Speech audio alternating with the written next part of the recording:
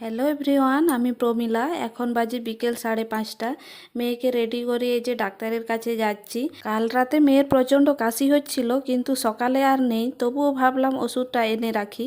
ডাক্তারের কাছে গিয়ে আমাদের কিন্তু কিছু বলতে হয়নি, ও নিজেই চেয়ে নিচ্ছে ওর ওষুধ।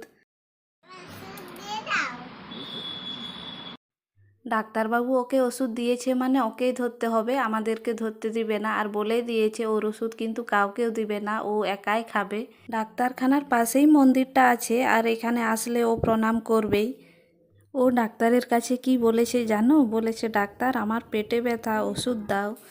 যাই হোক, বাড়ি আসার সময় এই যে মাংস এনেছিলাম, করছি এখন মাংস তরকারি আর রুটি হবে।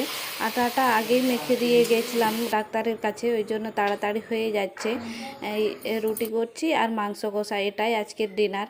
ঠিক আছে, তাহলে আজকে আসছি, টাটা, গুড নাইট, সবাই ভালো থেকো, আবার